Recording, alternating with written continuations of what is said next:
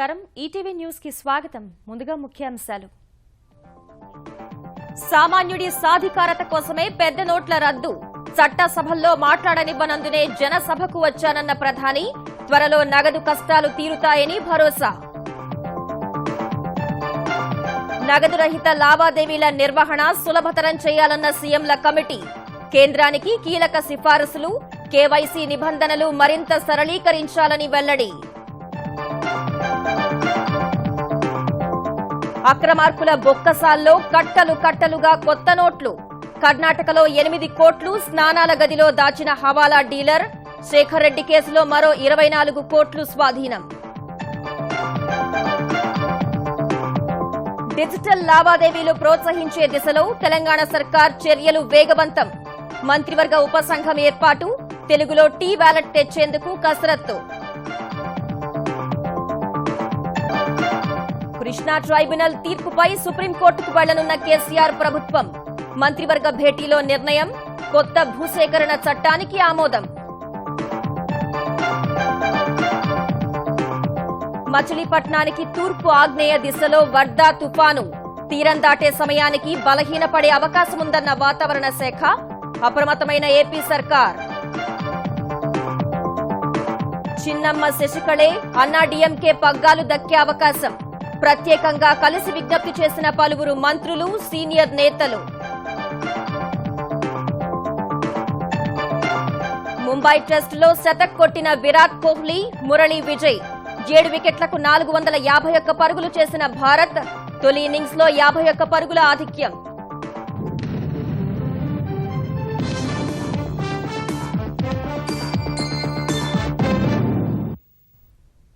సామాన్యుడికి సాధికారత కల్పించేందుకే పాత పెద్ద నోట్ల రద్దు చేసినట్లు ప్రధాని మోదీ స్పష్టం చేశారు నోట్ల రద్దు అనంతరం ఏర్పడిన కఠిన పరిస్థితులు త్వరలోనే పూర్తి స్థాయిలో సర్దుకుంటాయని భరోసా ఇచ్చారు గుజరాత్లోని దిశాలో పాల ఉత్పత్తి సహకార కేంద్రం ప్రారంభించిన ప్రధాని పార్టీ కన్నా ప్రజలే ముఖ్యమన్నారు లోక్సభలో మాట్లాడేందుకు అవకాశం ఇవ్వనందునే జనసభలో మాట్లాడుతున్నట్టు తెలిపిన మోదీ నగదురహిత లావాదేవీలపై ప్రజలకు అవగాహన కల్పించేందుకు కలిసి రావాలని విపక్షాలకు విజ్ఞప్తి చేశారు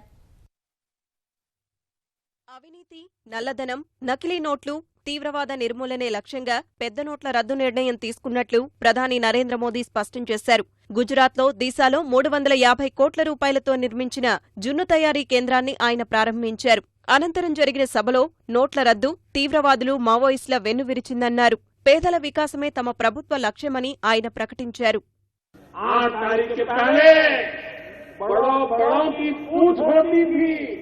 हजार और 500 की ही गिनती गिनी जाती थी 20-50 100 को कोई पूछता नहीं था छोटे की तरफ कोई देखता नहीं था 8 तारीख के बाद बड़ों की ओर कोई देखने को तैयार नहीं है सब छोटे के लिए तैयार हो गए हैं भाइयों ये फर्क आया है और जैसे बड़ी नोट नहीं छोटी नोट की ताकत बड़ी है बड़े लोग नहीं छोटे लोगों की ताकत बढ़ाने के लिए ये बहुत बड़ा फैसला मैंने किया పార్టీ కంటే ప్రజా ప్రయోజనాలే మిన్న అని చెప్పిన మోదీ నగదు రహిత లావాదేవీలపై ప్రజలకు అవగాహన కల్పించేందుకు కృషి చేయాలని విపక్షాలను కోరారు నోట్ల రద్దును పూర్తిగా వెనక్కి తీసుకోవాలనే ధైర్యం విపక్షాలకు లేదన్న ఆయన ప్రజలు తన నిర్ణయానికి మద్దతునివ్వడమే ఇందుకు కారణమన్నారు पार्लियामेंट चल नहीं रही है चलने दी नहीं जा रही है हमारे देश के राष्ट्रपति लेकिन देश की संसद में जो कुछ हो रहा था उससे इतने पीड़ित हो गए इतने दुखी हो गए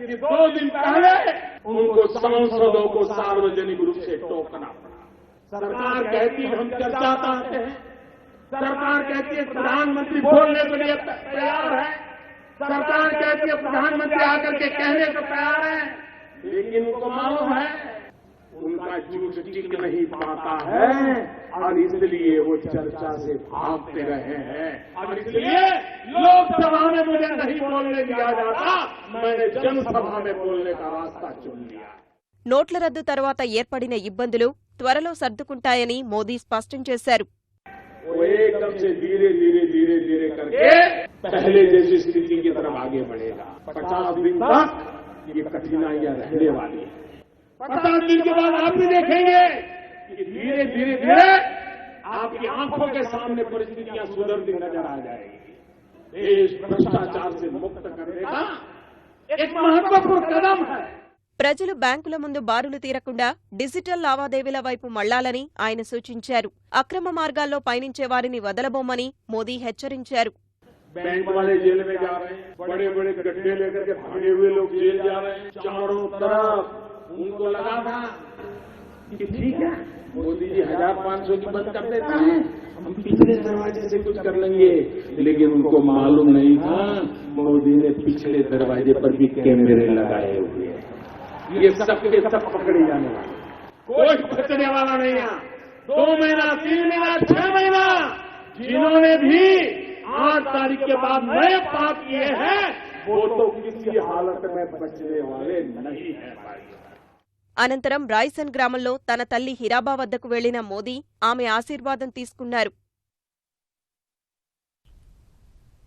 ప్రజలు ఫీచర్ ఫోన్లలోనూ నగదు లావాదేవీలు నిర్వహించుకునేలా ప్రవేశపెట్టిన యుఎస్ఎస్డి లేదా *99# నంబర్ను మరింత సులభంగా అర్థమయ్యేలా సరళీకరించి ఈ నెల 25 నుంచి ప్రవేశపెట్టాలని ముఖ్యమంత్రుల కమిటీ కేంద్రానికి సూచించింది. ఢిల్లీలోని నీతి ఆయోగ్ కార్యాలయం నుంచి సహచర సభ్యులతో నిన్న వీడియో కాన్ఫరెన్స్ నిర్వహించిన ముఖ్యమంత్రి చంద్రబాబు ఈ మేరకు కొన్ని సిఫార్సులు కేంద్రానికి చేసినట్లు నీతి ఆయోగ్ ప్రకటించింది. కేవైసీ విధానాలను మరింత సరళీకరించాలని చంద్రబాబు సూచించినట్లు ఆ ప్రకటనలో పేర్కొంది. వర్తకులకు కూడా డిజిటల్ చెల్లింపులు సులభతరం చేయాలని కమిటీ సూచించింది. టీసీఎస్ సహకారంతో రూపొందిస్తున్న ఆధార్ అనుసంధానిత చెల్లింపు వ్యవస్థను త్వరలోనే యుఐడిఏఐ అందుబాటులోకి తేనుందని, అప్పుడు వ్యాపారులు వాటిని డౌన్లోడ్ చేసుకోవచ్చని కమిటీ పేర్కొంది. ఇందుకోసం వేలిముద్రలను గుర్తించే స్కానర్ ఫోన్స్ ఉండాల్సి ఉంటుందని వివరించింది. ఆధార్ అనుసంధానిత చెల్లింపు విధానాన్ని ఐరిస్ స్కానర్, వన్ టైం పాస్వర్డ్తో కూడా అనుమతించాలని ఆర్బీఐని సీఎంల కమిటీ కోరింది. ఆయా లావాదేవీలపై ఎలాంటి రుసుము వద్దని సూచించింది. నగదు రహిత లావాదేవీల కోసం గ్రామీణులకు కూడా సౌలభ్యంగా ఉండే విధంగా టీ వాలెట్ను అందుబాటులోకి తీసుకురానున్నట్లు తెలంగాణ ఐటీ శాఖ మంత్రి కేటీఆర్ తెలిపారు. ఐటీ శాఖ అధికారులు టీ వాలెట్ సర్వీస్ ప్రొవైడర్లతో ఇవాళ సమావేశమైన మంత్రి అన్ని హంగులతో టీ వాలెట్ పనిచేయాలన్నారు. ఇందులో ప్రజలకు సౌకర్యం, భద్రత, వ్యక్తిగత గోప్యతకు ప్రాధాన్యం ఇవ్వాలని సూచించారు. ముఖ్యమంత్రి కేసీఆర్ ఆదేశాలకు అనుగుణంగా ప్రజలకు సులభమైన, సౌకర్యవంతమైన వాలెట్ తయారు చేయాలని తెలిపారు. ఈ వారంలోనే టీ వాలెట్ లోగోను ముఖ్యమంత్రి చేతుల మీదుగా ఆవిష్కరిస్తామని తెలిపారు. ఈ వాలెట్ ద్వారా జీహెచ్ఎంసీ, జలమండలి, మీ సేవా లావాదేవీలు మొదటి దశలో అందిస్తామని చెప్పారు. దశలవారీ అన్ని లావాదేవీలకు విస్తరిస్తామని తెలిపారు. Smart phone, feature phone, computer, call centre సహా ఫోన్ లేనప్పటికీ పనిచేసే విధంగా టీ వాలెట్ రూపొందిస్తున్నట్టు వివరించారు. ఆధార్ కార్డు లేదా ఫోన్ నెంబర్ ఆధారంగా ఈ వాలెట్ ఉపయోగించుకోవచ్చని చెప్పారు. ఇందులో తెలుగు భాషను సైతం ఉపయోగిస్తామని, తద్వారా గ్రామీణ ప్రాంతాల్లోని ప్రజలకు ఇబ్బందులు ఉండబోవని అన్నారు. నోట్ల రద్దు తర్వాత నగదు ఉపసంహరణపై కేంద్రం పరిమితి విధించినప్పటికీ దేశంలోని వివిధ ప్రాంతాల్లో అక్రమార్కుల వద్ద కట్టలు కొత్త నోట్లు బయటపడుతూనే ఉన్నాయి. కర్ణాటకలోని చల్లకెరెలో హవాలా డీలర్ వద్ద ఆదాయ పన్ను శాఖ అధికారులు 5,70,00,000 రూపాయల కొత్త 2000 నోట్లు, 32 కేజీల బంగారపు బిస్కెట్లు, 90 లక్షల విలువైన పాత నోట్లు స్వాధీనం చేసుకున్నారు. చిత్రదుర్గ జిల్లా కేంద్రానికి 40 కిలోమీటర్ల దూరంలో ఉండే చల్లకెర పట్టణంలోని హవాలా డీలర్ ఇంటిలోని స్నానాల గదిలో రహస్య అల్మారా నుంచి నగదు, బంగారం స్వాధీనం చేసుకున్నారు. 4 కేజీల ఇతర బంగారు ఆభరణాలు, విలువైన పత్రాలు, 90 లక్షల విలువైన 100, 20 రూపాయల నోట్లు కూడా అధికారులకు లభించాయి. బులియన్ వ్యాపారులపై దాడుల్లో భాగంగా ఈ నోట్లను పట్టుకున్నారు. మరోవైపు హైదరాబాద్లో 15% కమిషన్తో నోట్ల మార్పిడికి పాల్పడుతున్న 3 నిందితుల్ని అరెస్ట్ చేసిన పోలీసులు 29,76,000 రూపాయలను స్వాధీనం చేసుకున్నారు. స్థిరాస్తి వ్యాపారి వాసుగౌడ్, ప్రైవేట్ ఉద్యోగి బండారు వెంకటేష్, సెంట్రల్ బ్యాంక్ కాలనీలో ఉండే ప్రభుత్వ ఉద్యోగి మాడుగుల మోహన్ 15% కమిషన్తో పాత నోట్లకు కొత్త నోట్లను ఇస్తుండగా పట్టుకున్నారు. గుజరాత్లోని 2 నగరాల్లో 39.8 లక్షలను పోలీసులు పట్టుకుని ఐటీ అధికారులకు అప్పగించారు. వాటిలో అత్యధికంగా కొత్త 2,000 నోట్లున్నాయని అధికారులు తెలిపారు. పెద్ద నోట్ల రద్దుతో నల్ల కుబేరుల నల్లధనాన్ని మార్పిడి చేసిన తపాలా కార్యాలయాల్లో అక్రమాలపై అవినీతి నిరోధక శాఖ అధికారుల వేట కొనసాగుతోంది. హైదరాబాద్లోని 3 ఉప తపాలా కార్యాలయాల్లో కొత్త నోట్లు దారి మళ్లినట్లు గుర్తించిన సీబీఐ తాజాగా మరో పోస్టాఫీసులో అవకతవకల గుట్టు రట్టు చేసింది. పరిశ్రమ భవన్ ఉప పోస్టాఫీసులో 80 లక్షల రూపాయల నోట్ల మార్పిడిలో అక్రమాలు జరిగినట్లు తేల్చింది. హైదరాబాద్ డివిజన్ తపాలా కార్యాలయాల సీనియర్ సూపరింటెండెంట్ సుధీర్ బాబే ఇక్కడ కూడా కీలక పాత్ర పోషించినట్లు దర్యాప్తు అధికారులు గుర్తించారు. సీనియర్ సూపరింటెండెంట్ సుధీర్ బాబు, పరిశ్రమ Bhavan sub post master K Janardhan రెడ్డిపై సీబీఐ తాజాగా కేసు నమోదు చేసింది. ఇప్పటి వరకు 4 పోస్టాఫీసుల్లో మొత్తం 3,75 లక్షల రూపాయల నోట్ల మార్పిడి అక్రమాలు జరిగినట్లు దర్యాప్తులో తేలింది. వీటిలో 92 లక్షల రూపాయల కొత్త 2,000 రూపాయల నోట్లను అధికారులు స్వాధీనం చేసుకున్నారు. పలువురు నల్ల కుబేరులకు దొడ్డిదారిన నోట్లు మార్చిన ప్రధాన నిందితుడు సుధీర్ బాబు 65 లక్షల రూపాయల కమిషన్ తీసుకుని ఇబ్రహీంపట్నంలోని తన బంధువు ఇంట్లో ఆ డబ్బులను దాచినట్లు గుర్తించిన అధికారులు వాటిని స్వాధీనం చేసుకున్నారు. అంటే మా మామ వల్ల పరిచయం, ఆయన పోస్ట్ ఆఫీస్ చేస్తారు కదా, ఇక వాళ్ళు కూడా కొద్దిగా రిలేషన్ ఉంటారు. సండే నాడు ఇచ్చి పోయిన సండే కాదు, దగ్గర 15 రోజులు 20 రోజులు కావచ్చు. ఏమని ఇచ్చిన పైసలు దగ్గర దాపెట్టుకోమని ఇచ్చింది. ఎవరి దినం కూడా నేను అంటే నువ్వు దానికి కావాలి, నువ్వు ఉన్నావా లేకపోతే మామూలుగా నువ్వు నీ పని నేను వెళ్ళిపోయేదా? ఆట కదా నాది. తిరుమల తిరుపతి దేవస్థానం పాలక మండలి సభ్యుడు శేఖర్ రెడ్డి నివాసంలో 3 రోజులుగా కొనసాగుతున్న సోదాల్లో ఆదాయ పన్ను శాఖ అధికారులకు 131 కోట్ల రూపాయల నగదు, 127 కిలోల బంగారం దొరికినట్లు సమాచారం. వాటితో పాటు 1000 కోట్ల రూపాయల విలువైన దస్తావేజులను స్వాధీనం చేసుకున్నారు. ఓవైపు ఆయన నివాసంలో సోదాలు కొనసాగుతుండగానే తమిళనాడులోని వేలూరులో శేఖర్ రెడ్డి అనుచరుడిగా భావిస్తున్న వ్యక్తి కారులో ఆదాయ పన్ను శాఖ అధికారులు 24 కోట్ల రూపాయలను పట్టుకున్నారు. తమిళనాడు ప్రభుత్వ ప్రజా పనుల శాఖలో గుత్తేదారుగా ఉన్న శేఖర్ రెడ్డి కొన్ని ఇసుక క్వారీలకు అనుమతులు పొందారు. ఆయన చేపడుతున్న కాంట్రాక్టులు, ఇసుక ద్వారా లభిస్తున్న ఆదాయం తదితర వివరాలను ఆడిటర్ సమక్షంలో విచారిస్తున్నారు. లభ్యమైన నగదు, బంగారానికి వారు సమర్పించిన లెక్కలకు పొంతన లేదని అధికారులు భావిస్తున్నారు. మరోవైపు శేఖర్ రెడ్డి వద్ద నల్లధనం వెలుగు చూసినందున అతన్ని తిరుమల తిరుపతి దేవస్థానం పాలక మండలి సభ్యుడిగా తొలగించాలని ముఖ్యమంత్రి చంద్రబాబు నిర్ణయించారు. ఆయన్ను స్వచ్ఛందంగా రాజీనామా చేయాలని కోరడం, లేకుంటే పాలక మండలి సమావేశంలో వేటు వేసే అంశాలను పరిశీలిస్తున్నారు. సాగునీటి ప్రాజెక్టులు, ఇతర అభివృద్ది ప్రాజెక్టుల భూసేకరణకు కొత్త చట్టాన్ని శీతాకాల శాసనసభ సమావేశాల్లో ప్రవేశపెట్టాలని తెలంగాణలో మంత్రివర్గం నిర్ణయించింది. ఈ మేరకు రూపొందించిన కొత్త భూసేకరణ చట్టానికి మంత్రివర్గం ఆమోదం తెలిపింది. కృష్ణా ట్రైబ్యునల్ తీర్పుపై సుప్రీంకోర్టులో అప్పీల్ చేయాలని నిర్ణయించింది. ప్రైవేటు విశ్వవిద్యాలయాల ఏర్పాటు విధి విధానాల రూపకల్పనకు, నగదురహిత లావాదేవీల అమలుకు మంత్రివర్గ ఉపసంఘాలను ఏర్పాటు చేయాలని నిర్ణయించింది.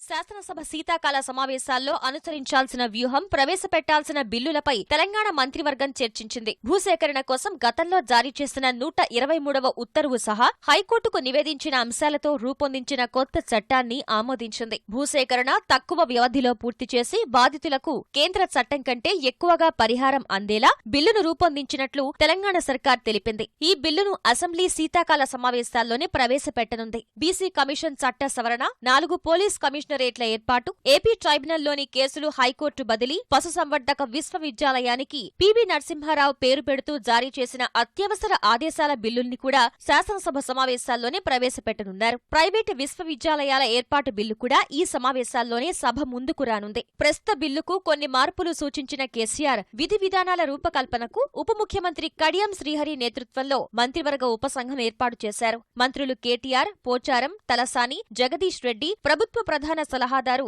రాజీవ్ శర్మ సభ్యులుగా ఉంటారు. బిల్లు రూపొందించి ప్రస్తుత సమావేశాల్లోనే ప్రవేశపెట్టాలని సీఎం సూచించారు. కృష్ణా జలాల పంపిణీకి సంబంధించిన వాదనలను తెలంగాణ రాష్ట్రానికే పరిమితం చేస్తూ బ్రిజేష్ కుమార్ ట్రైబ్యునల్ ఇచ్చిన తీర్పుపై తెలంగాణ మంత్రివర్గం చర్చించింది. హరీష్ రావు నేతృత్వంలోని ఉపసంఘం నివేదిక మేరకు సుప్రీంకోర్టులో అప్పీల్కు వెళ్లాలని నిర్ణయించింది. పెద్ద నోట్ల రద్దు నిర్ణయం నేపథ్యంలో నగదురహిత లావాదేవీల అమలుపై చర్చ జరిగింది. సిద్దిపేట, ఇబ్రహీంపూర్ స్ఫూర్తితో ముందుకెళ్లాలని ముఖ్యమంత్రి కేసీఆర్ సూచించారు. నగదురహిత లావాదేవీలపై తెలంగాణ ఐటీ మంత్రి కేటీఆర్ నేతృత్వంలో మంత్రివర్గ ఉపసంఘాన్ని ఏర్పాటు చేశారు. ఇక నుంచి ప్రభుత్వ లావాదేవీలన్నీ కూడా నగదురహితంగా ప్రభుత్వం రూపొందించే టీ వ్యాలెట్ ద్వారా జరపాలని తెలంగాణ మంత్రివర్గం నిర్ణయించింది. పని భారం అంతగా లేని ఉద్యోగులను పని భారం అధికంగా ఉండే శాఖల్లో వినియోగించుకోవాలని నిర్ణయించింది. శాసనసభలో సభ్యులు లేవనెత్తే ప్రతి అంశానికి ప్రభుత్వం సమాధానం ఇవ్వాలని ముఖ్యమంత్రి కేసీఆర్ సూచించారు. మంత్రులు, శాసనసభ్యులు, మండలి సభ్యులు విధిగా సభకు హాజరయ్యేలా చూడాలని చేయాలని సూచించారు. ప్రజా సమస్యలపై సభలో ఎన్ని రోజులైనా చర్చకు సిద్ధమని కేసీఆర్ తెలిపారు. కొన్ని శాఖల్లో కొత్త పోస్టులకు మార్క్ఫెడ్ 150 కోట్ల రూపాయల రుణం తీసుకునేందుకు ఆయిల్ పామ్ చట్టాన్ని తెలంగాణకు అన్వయించుకునేందుకు మంత్రివర్గం ఆమోదముద్ర వేసింది. దళిత, గిరిజన ఉప ప్రణాళిక అమలు, పర్యవేక్షణకు ఆర్థిక శాఖలో కొత్తగా ఓ విభాగాన్ని ఏర్పాటు చేయాలని నిర్ణయించింది. అండమాన్ తీరం వద్ద ఏర్పడిన వర్దా తుఫాను పెను తుఫానుగా మారింది. ఈ నెల 12న చెన్నై, ఒంగోలు మధ్య తీరం దాటే అవకాశం ఉందని వాతావరణ విభాగం తెలిపింది. ప్రస్తుతం తుఫాను మచిలీపట్నానికి తూర్పు ఆగ్నేయ దిశలో 650 కిలోమీటర్ల దూరంలో కేంద్రీకృతమై ఉందని అధికారులు తెలిపారు. తుఫాను ప్రభావంతో రేపటి నుంచి కోస్తాంధ్రలో మోస్తరు నుంచి భారీ వర్షాలు పడతాయని వివరించారు. ఇది తీరాన్ని దాటకముందే తుఫానుగా లేదా వాయుగుండంగా బలహీనపడవచ్చని చెప్పారు. తుఫాను చెన్నై, ఒంగోలు మధ్య ఎక్కడైనా తీరం దాటనుందని తెలిపినందున ముఖ్యమంత్రి చంద్రబాబు గల్ఫ్ దేశాల పర్యటన రద్దు చేసుకున్నారు. అధికారులతో సమీక్షించిన ఆయన పంటలు నష్టపోకుండా రైతులను, సముద్రంలో వేటకు వెళ్లకుండా మత్స్యకారులను అప్రమత్తం చేయాలని ఆదేశించారు. విద్యుత్తు పునరుద్దరణ, రహదారులపై చెట్లు కూలితే వెంటనే తొలగించేలా సిద్ధం కావాలని సూచించారు. వరద నీరు ప్రవహించేందుకు వీలుగా వాగుల్లో పూడికను తొలగించాలని ఆదేశించారు. తుఫాను వానలతో పంట కుంటలు నిండేలా చూసి భూగర్భ జలాలు కనీసం 3 మీటర్లు పెరిగేలా చూడాలన్నారు. వర్దా ప్రభావం తీవ్రంగా ఉండే జిల్లాల్లో అధికార యంత్రాంగం అప్రమత్తంగా ఉండాలని నిర్దేశించారు. కలెక్టర్లతో వీడియో కాన్ఫరెన్స్ నిర్వహించిన ఆయన అప్రమత్తంగా ఉండాలని సూచించారు. ఫైర్ డిపార్ట్మెంట్ గానీ, మిగిలిన ఎలక్ట్రిసిటీ డిపార్ట్మెంట్ గానీ, రోడ్స్ గానీ, ఇరిగేషన్ గానీ ముందుగానే ప్రిపేర్ అవుతారు. 4 జిల్లాలకి 4 ఐఏఎస్ ఆఫీసర్లు పంపిస్తున్నాం. ఎన్డీఆర్ఎఫ్ టీమ్స్ కూడా 4 టీముల్ని యాక్టివేట్ చేశాం. అన్ని జిల్లాల్లో కంట్రోల్ రూమ్స్ పెట్టాం.